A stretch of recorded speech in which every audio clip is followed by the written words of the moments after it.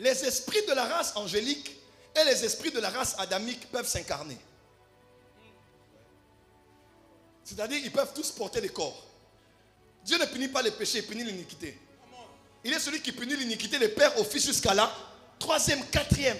Pas le péché. Le péché qui entre en toi. Qu'est-ce qui a fait tomber Lucifer? C'était pas le péché? Lucifer avait péché plusieurs fois. On dit jusqu'au jour où le péché que tu faisais là est entré en toi. Yes. L'iniquité a été trouvée en toi.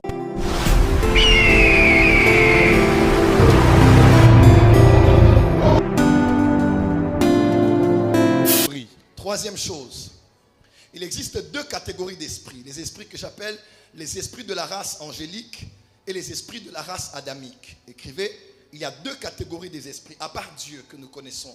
Il y a les esprits qu'on appelle les esprits de la race angélique, j'ai appelé ça comme ça pour vous aider, et les esprits de la race adamique. En d'autres termes, il y a des esprits que Dieu a créés qui sont des êtres à son service.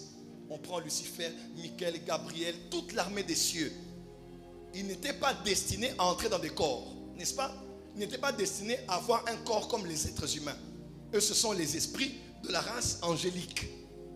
Mais c'est ce qu'on appelle les esprits de la race adamique.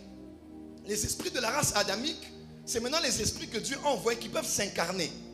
Ils entrent dans des corps par le moyen de la naissance. Je répète, ils entrent dans le corps humain par le moyen de la naissance. Et ils sortent de cette terre par le moyen de la mort. Parce que le ventre de la femme est l'aéroport par lequel l'esprit vient. La naissance est la porte ouverte dans le monde des hommes. Et la mort est la porte de sortie dans le monde des hommes. Qui entre et qui sort? L'esprit. Ainsi Ecclésiaste a dit, le corps retourne à la chair et l'esprit retourne à Dieu qui l'a créé. Quelqu'un me comprend? Un point très important. Ça c'est chaud. Les esprits de la race angélique et les esprits de la race adamique peuvent s'incarner. C'est-à-dire ils peuvent tous porter des corps. Si un esprit qui a été créé pour être un être humain, un homme ou une femme, peut s'incarner, porter un corps et naître, vivre sur la terre, un esprit aussi de la race angélique peut descendre sur la terre et porter le corps d'un homme. Quelqu'un me dit, mais prophète, comment est-ce qu'on dit dans Genèse 6 que les esprits là, les fils de Dieu sont descendus et ils ont connu sexuellement les filles des hommes, ils ont eu des enfants qui sont les géants. Oh, comment un ange peut avoir un enfant? Comment un ange peut avoir un enfant? C'est pas possible. Laisse-moi te dire, les anges peuvent porter un corps comme toi et moi, avoir l'appareil digestif, avoir l'appareil sexuel, avoir un lieu où aller aux toilettes, respirer, manger et boire. Quand on pose la question à Jésus sur l'histoire de la résurrection des femmes et des hommes, comment ils vont être, Jésus dit, ils seront comme les anges dans les cieux, parce qu'il n'y a ni homme ni femme là-bas. Jésus précise, les anges dans les cieux, pas sous la terre. Très bien. Parce que dans les cieux, ils sont asexués. Pas d'hommes, pas de femmes. Mais quand ils sont sur la terre, dans Hébreu, on dit exercer l'hospitalité. Parce que sans le savoir, plusieurs ont reçu des anges. On ne dit pas un homme de Dieu, on ne dit pas un prophète. On dit des anges sont venus. Et l'image la plus claire de cette histoire, c'est l'histoire de Sodome et Gomorrhe.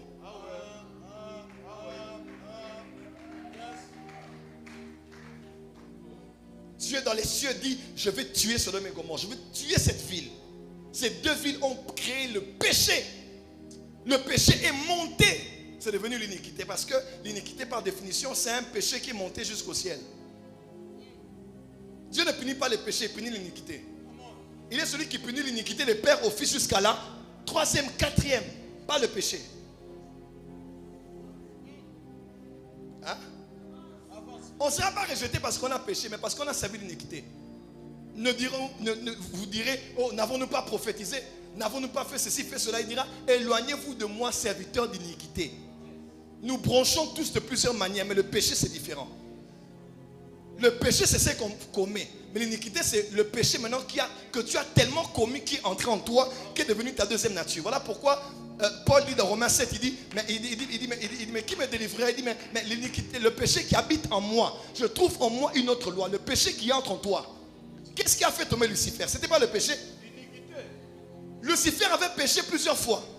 On dit jusqu'au jour où le péché que tu faisais là Come est on. entré en toi. Yes. L'iniquité a été trouvée en toi. Je ferme la parenthèse. Professeur. Dieu veut maintenant tuer Sodome et Gomorrhe. Qu'est-ce que Dieu fait? Dieu dit, je vais éliminer. Dieu était en colère. Il dit, je vais descendre pour Dieu. Descends seulement les tuer. Arrête de trop parler. Tue-les. Mais maintenant, au lieu que Dieu tue Sodome et Gomorrhe, bizarrement, il passe chez Abraham. Zambé. Pourquoi tu passes chez Abraham? Dieu passait chez Abraham parce qu'il cherchait l'intercesseur. Vraiment, vraiment. Parce que malgré la colère de Dieu, le sentiment le plus proche de la colère de Dieu, c'est sa miséricorde. Dieu, tu es fâché, qui tape au mabango. Le papa il a dit, toi mon enfant, tu me désobéis, je vais te frapper. Hé, maman Nabana, viens voir, je vais tuer ton enfant. Pourquoi tu appelles ta femme? Tu appelles ta femme pour qu'elle te retienne de ne pas le frapper. Ah. Voilà pourquoi Dieu dit dans Jérémie 15, il dit Jérémie, ces gens-là, même si Moïse et Samuel viennent, je ne vais pas t'écouter. Oh Dieu, pourquoi tu cites leur nom? Parce que Dieu savait qu'il y avait des hommes qui pouvaient le retenir. C'est comme ça qu'il a dit à Jérémie dans le même chapitre, il dit, n'intercède pas pour ce peuple. Parce qu'un vrai prophète est un vrai intercesseur. Come on. Yes. Woo. Voilà pourquoi ne jugez pas les gens que Dieu veut frapper. Ne jugez pas les gens que Dieu punit. Tu ne sais pas. Dieu peut être miséricordieux. Il change son histoire. Et il te confond là où tu es. Dans Proverbe, il est écrit, ne te réjouis pas de la chute de ton ennemi. Parce que Dieu même peut prendre ça avec des plaisirs. Personne n'est enfant préféré de Dieu ici. Yes, yes. Yes, yes. Ah oui. Je ne suis pas cousin de Dieu. Je ne suis pas cousin de Dieu.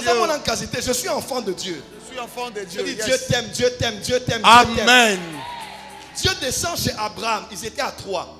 Ce n'était pas la théophanie, ce n'est pas Dieu, Père, Fils, Saint-Esprit. Non. C'était Dieu qui est descendu, mais avec 2 êtres. Ils ont mangé. Comment Dieu, Esprit, peut manger? Comment les êtres angéliques peuvent manger? Parce que sur la terre, on peut s'incarner. Quand ils ont fini de manger, Dieu a commencé à parler. Et les 2 sont allés à Sodome et Gomorrhe. Genèse chapitre 19. Maintenant, eux, ils sont allés juger. Dieu est resté négocier. Bon, Kacherej Abraham, Lobakaka, parle seulement dit. Dieu a des stratégies. Dis seulement ce que tu voulais dire, Seigneur. Tu es venu là parce que tu voulais. Voilà pourquoi, quand Dieu veut frapper, il cherche des raisons de ne pas frapper. Yes. C'est la vérité.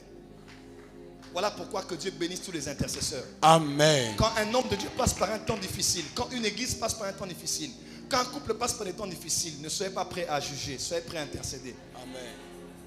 Parce que vous ne savez pas. Dieu peut prendre la même histoire là, qui est tragique, il tourne ça et il te confond toi. Tu dis, c'est quoi injuste, hein? Ça c'est l'attitude de Jonas. Jonas arrive là-bas à Ninive, il dit, dans 3 jours, Ninive ne sera plus. Jonas part, et puis il voit que 3 jours après, Ninive n'est pas mort. Maintenant il est fâché. Oh, Dieu est fâché pourquoi? Dieu fait quoi? Dieu fait pousser un ricin. Hein? Comme un arbuste, un arbre. Un arbre pousse. Il est en dessous là-bas. Il dit, j'allais mourir, il fait chaud. Quelque temps après, un ver vient et il tue, il détruit cet arbre-là. Maintenant, Jonas se fâche. Oh, mon ricin, il est mort. Pourquoi il est mort? Comment il est mort? Dieu dit, regarde-toi. Tu as pitié d'un ricin que tu n'as pas sémé. Toi, tu as pitié de ça. Pourquoi moi, je n'aurais pas pitié de ces 120 000 Ninivites-là que moi, j'ai créés et que j'ai sauvés? Pourquoi il a dit, Dieu, je savais déjà que quand tu m'envoyais là-bas, tu n'avais pas l'intention de les tuer.